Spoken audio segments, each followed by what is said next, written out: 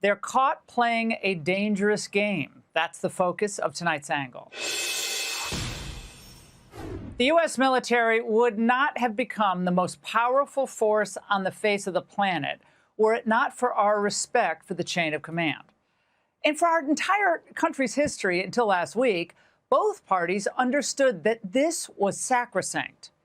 But today's Democrats are different because to them, nothing is sacrosanct. Not tradition, not separation of powers, not the rule of law. Hey, you don't like our deportation laws? Harass and attack ICE. You don't like Trump's policies? Ignore the facts, ignore history, call him a fascist. You don't like the big, beautiful bill? Just shut down the government.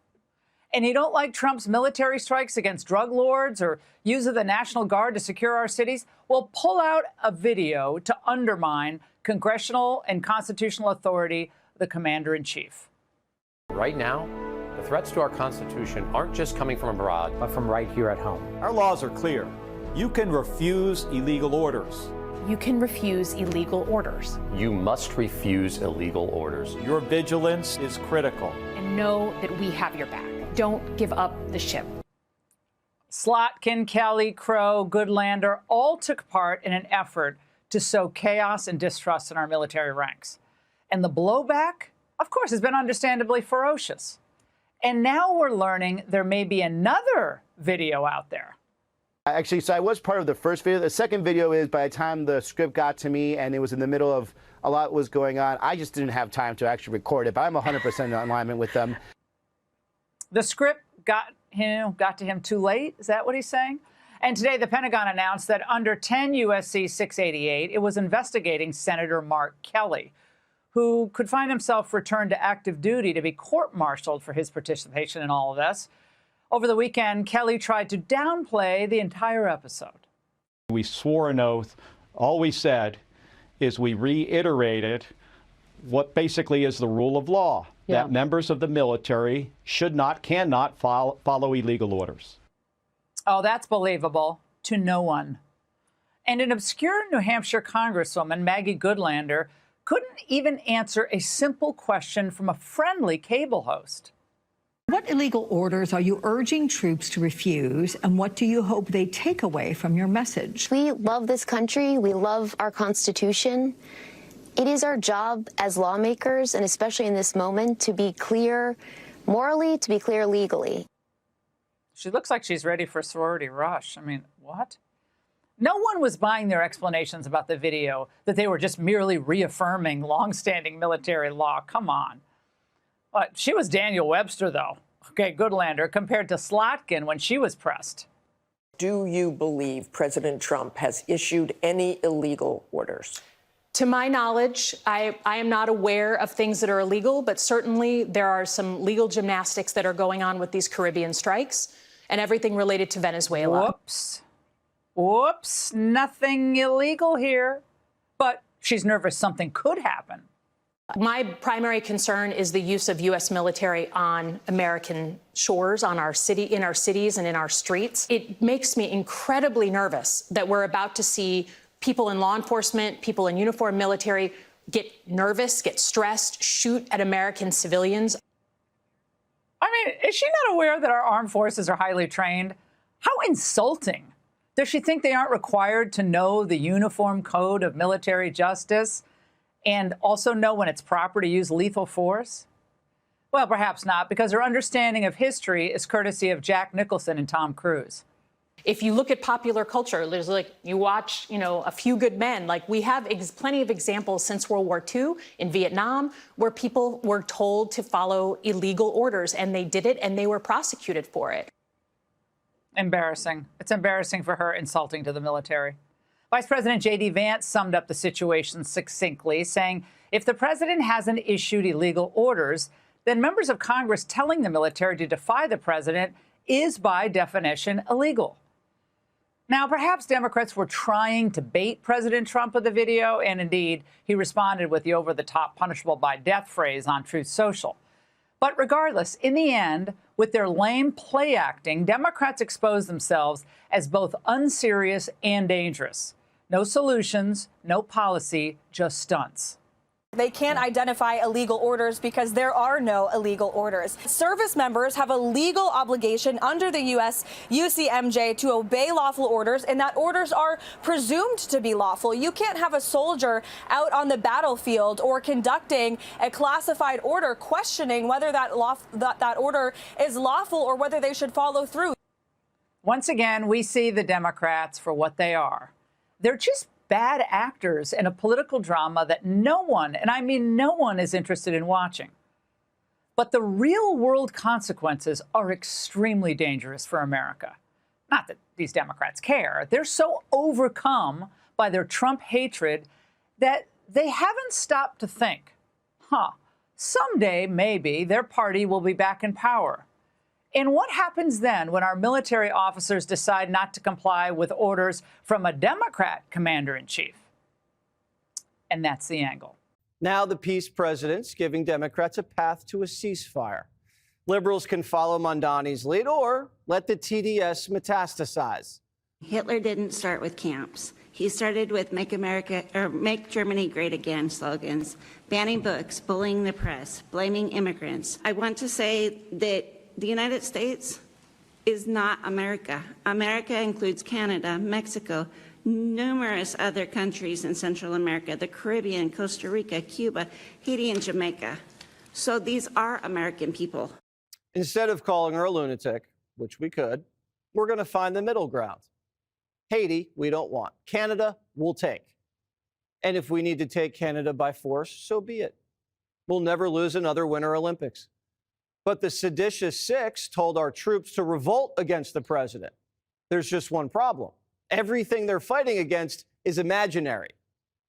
We wanted to start a conversation, and we did, about the dangerous rhetoric this president is using and the threats that he's made to use our military in an unlawful way. Specifically what? Well, send troops into Chicago, send troops into polling stations, kill terrorists' families, arrest and execute members of Congress. We wanted to start a conversation, not a coup. They planted the seeds for a revolution, but these rebels don't have a cause. Do you believe President Trump has issued any illegal orders? To my knowledge, I am not aware of things that are illegal. If Trump has issued any illegal orders and they're telling the military to disobey, that sounds like treason. These spooks put out a propaganda video, but their handlers never briefed them on the details, so they're bombing the interviews. This is just another hoax straight out of the CIA playbook, designed to destabilize the administration and sow distrust within the military. And they couldn't even point out a single illegal order. They had to pluck it from Hollywood. If you look at popular culture, there's you watch, A Few Good Men. We have plenty of examples since World War II in Vietnam where people were told to follow illegal orders, and they did it, and they were prosecuted for it. So a former CIA analyst cobbled together a congressional crew of ex-military and told guys with guns to resist because she watched a Tom Cruise movie? Come on. It's not a coincidence that all of them have military or national security experience in their background. They were leaning into that experience to try and give a wink and a nod to the 1.3 million active duty service members who serve in our United States Armed Forces.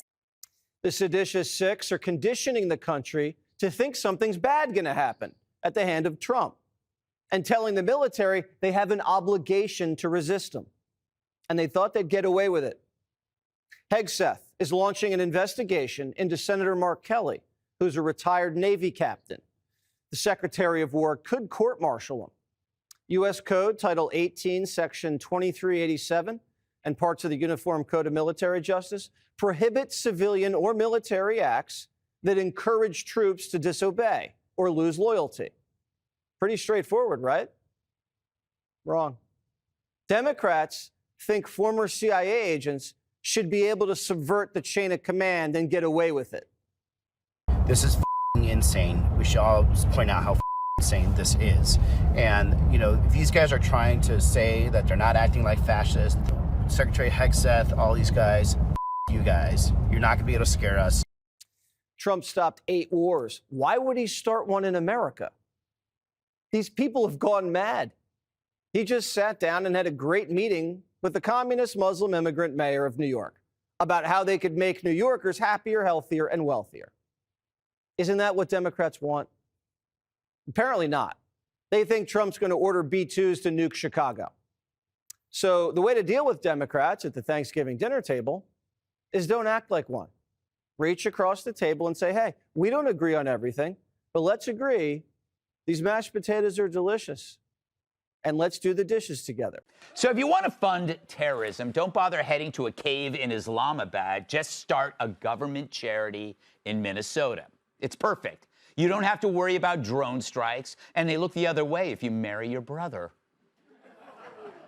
Because according to new reports, a major funder of a Somali terrorist group are, in fact, Minnesota taxpayers.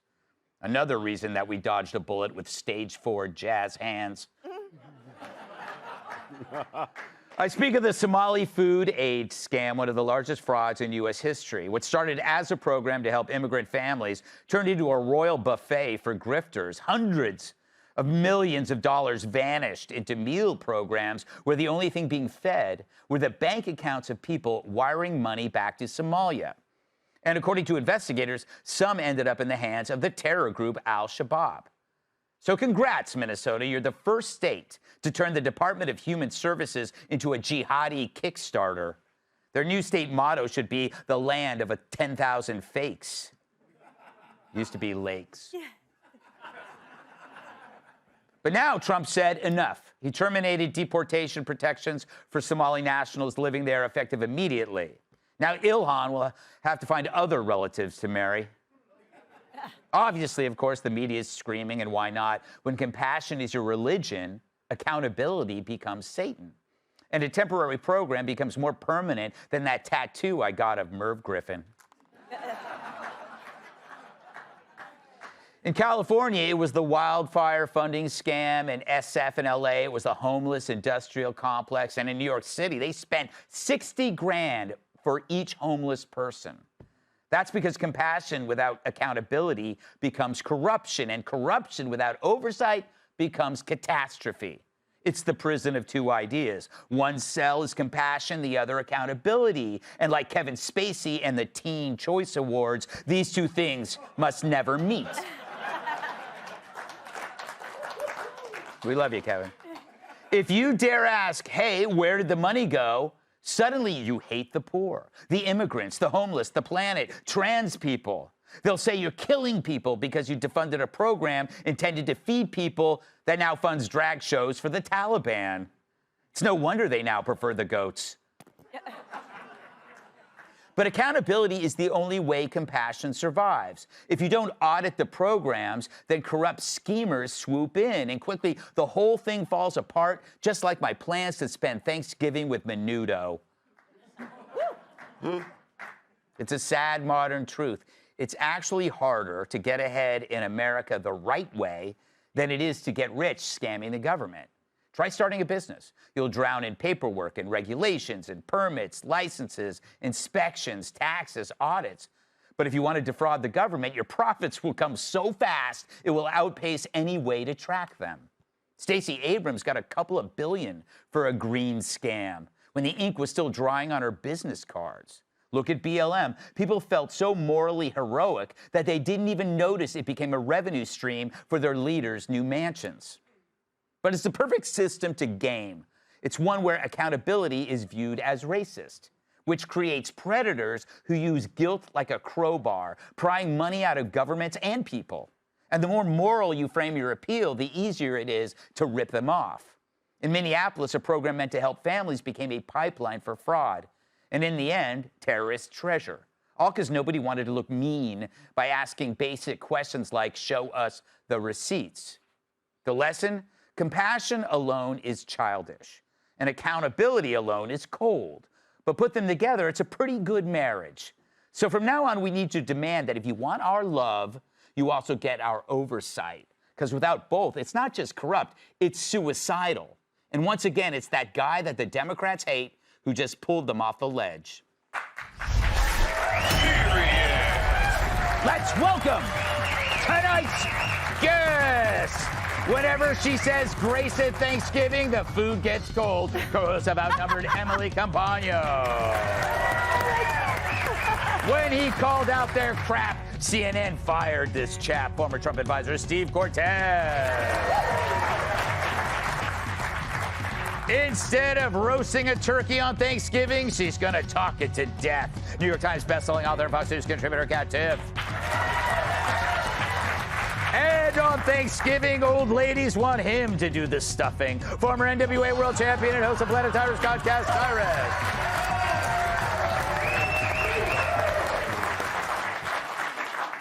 Emily, so this is no isolated incident. By the way, you look lovely in red. Thank you. Yes, and I mean that. Thanks.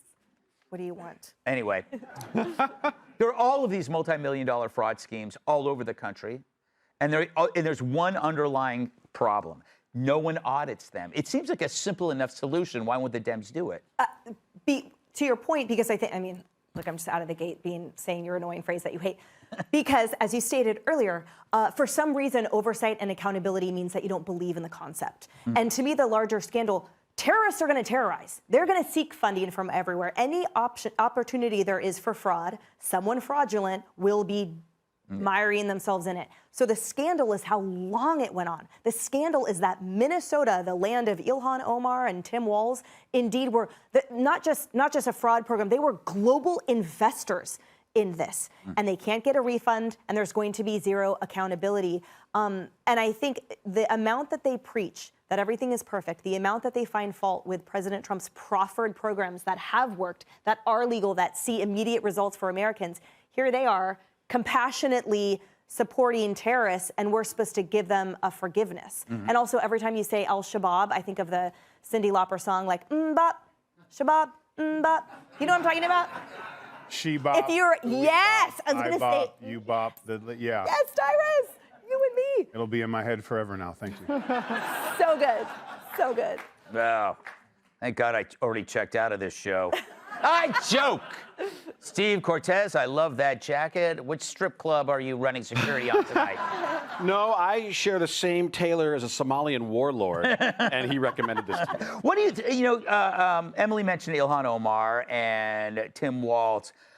They haven't been implicated in any of this, but is their own kind of neglect enough to get rid of them? But they won't be going anywhere. Right. Unfortunately not. And, look, this Grand Theft Mogadishu now seems like it's the worst thing to ever come out of Minnesota, which is saying something. Previously, I thought it was those two dude cheerleaders who cross-dress for the Minnesota Vikings. Yes. In your old profession. I thought they were the worst, and then Mondale and Tim Walz and all that. No, it's got to be this scam. And I'm concerned, honestly, that Captain Phillips, if you saw that movie, powerful film, Captain Phillips, the sequel, is going to be filmed on Lake Minnetonka at the rate we're going right now in Somalia. I mean, that's just the unfortunate reality. And, but speaking of movies, anybody who saw Black Hawk Down should have said, hey, importing hundreds of thousands of Somalians into the United States, probably not a great idea. And Somalia's GDP, to give you a statistic, their GDP, the entire output of the country, 1/3 of it comes from remittances. Think about that. Which is Minnesota. Yeah, and largely from Minnesota. Yeah. I mean, this country exists for this scam. Right? So how about we just say, hey, we're done. We've had our fill of Somalians. Yeah, Kat, it just shows you that the more government grows, the more corruption there is. Why is it that we always talk about corporate greed, but we never talk about government greed? I like to talk about both, Greg. Good for you. You're the real hero here, and thank you for your service. Yes. And it drives me nuts when people will say that you are greedy if you complain about how much you pay in taxes. Like, oh, you don't care about people who are struggling. It's like, well, is the money helping these people? Because if that was obvious, then I wouldn't, of course I'd want to help. But like you said, New York City, 60,000 per homeless person. Can't help but notice that issue hasn't been solved. Yes.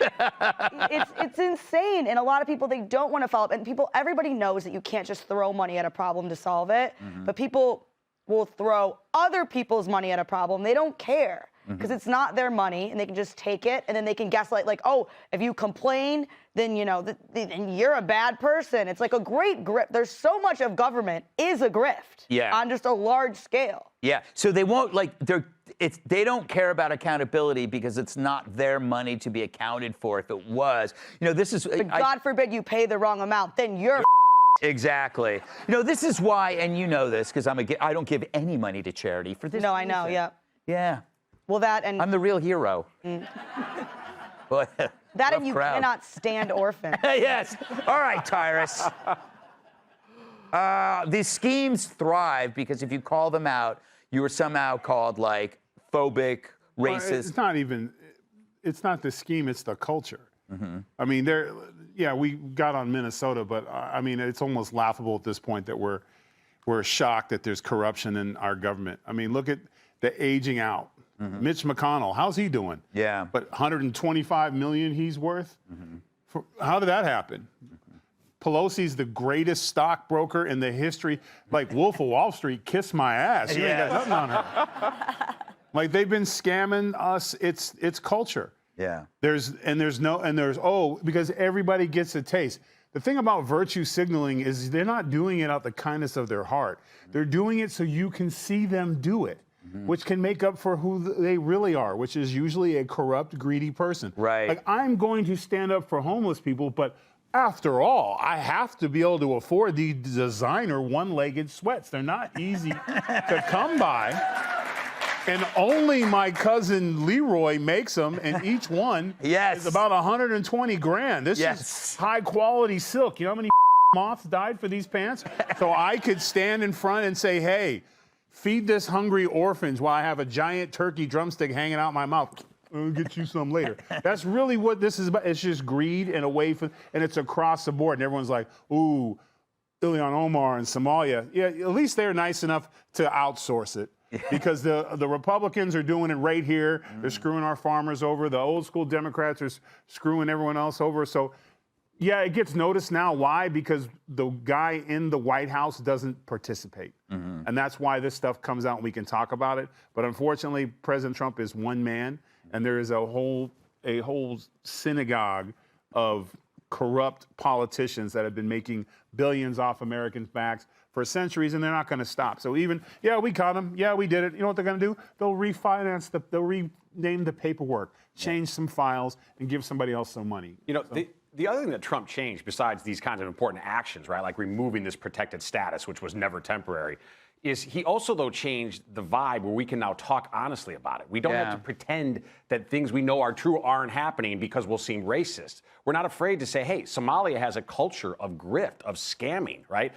It's brought it to the United States. It's brought a tribal aspect to the United States. It's really not helpful. We can say that now in Trump's second term, and I think very few people are afraid of being corrected on it. I'm going to be honest with you. If you're stealing my money, that you are racist. I'll be racist. You're stealing my money. I'm a moneyist. Yes, me too.